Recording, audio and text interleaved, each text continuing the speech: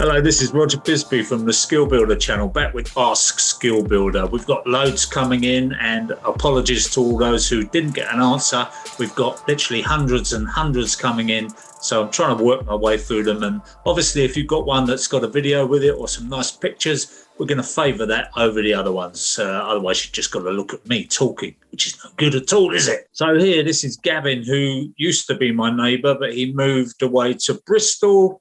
Nothing I said, I hope, but he's an airline pilot and he's living and working down in Bristol. He's bought a nice old house in Bristol and he's doing it up. So good to hear from you, Gavin. I hope you're well. So what he's discovered, obviously, when he's lifted the floorboard up is this horrendous looking thing. Now, I've seen quite a number of these over the years. When you take a bath out, you see what somebody's done, because the shower waste or the bath waste falls right where you don't want it to fall, in the middle of a joist. They go hacking them out. You can see that it's not even a good hacking out job, is it? It's somebody, looks like a demented beaver has been in there doing this job. But anyway, so he's got this and he's going, oh my goodness, what am I going to do with that? And he obviously needs to repair it. So first thing is, I would say what I've done in the past when I've seen these sort of things is I've got a sheet of OSB, I've ripped it down so that it's the same size as the joist, and I've glued and I've screwed it to the side of the joist. On both sides I've done that.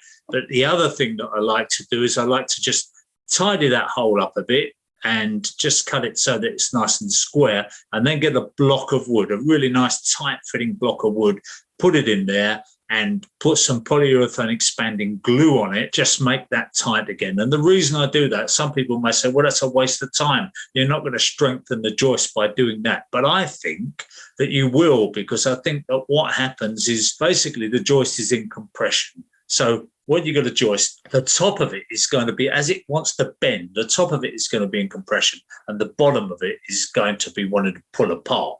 So in the middle of that joist, you've got what they call the neutral axis, which where there's an equal thing between the pushing and the pulling apart. So that's neutral, and that's a fine line all the way down the middle of the joist. Either side of that, you're either in compression or it's stretching to break.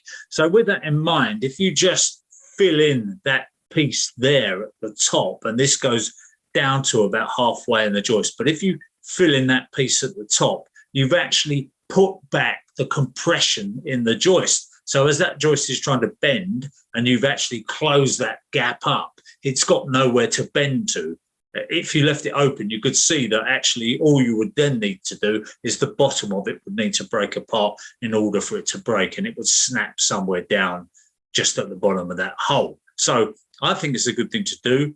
Screw that, either that or a steel plate, and you can put a steel plate through and bolt it, but do what you can to repair that joist before you go any further. Now, it hasn't broken. All these years have gone by and it hasn't broken. It's a beefy old joist, and it may well be that it's supported on a wall at either side. But just as a note, what you should do when you notch or drill a joist, if you're going to notch it, you've got to notch it fairly close to its end where it goes into the wall, and you've got to limit your notches to, say, 1/6 of the depth of the joist. But if you're going to drill it on the neutral axis. Don't drill it up here like where this hole is.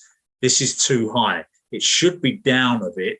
And if somebody was going to put a waste pipe, I mean, presumably what they've done here is they had the trap here, the waste pipe going out through there and into the soil stack or the hopper or whatever. It's going out through the wall after that. If you're going to do that, then just drill that hole in the middle of the joist further down. And again, it should never be more than 1/4 of the depth of the joist. So that hole, if that's an 1.5 inch bath waste hole, that's 40 millimeters, then you can see that you would need a joist which would be 160 millimeters in order for you to drill a 40 millimeter hole. Actually, they're probably 150 millimeter joists, so you would be overdoing it if you put an 1.5 inch or 40 millimeter hole in there. But having said that, if there is a support on that joist somewhere and that joist is actually oversized for the span, then you can get away with that extra 10 mil. But you've got to look and see where that joist is supported. If it's got intermediate support, say it's got a wall down below, downstairs, which just appears here, and you can look at it and you can say, well, that joist is actually really only something like 2 meters long, and therefore a 6-inch joist at 2 meters would be more than adequate for it to do the job. So it just takes a little bit of intelligence. You've got to think about these things, but don't go willy-nilly drilling through joists. So that's the end of that one, Gavin, and hopefully you can sort that problem out.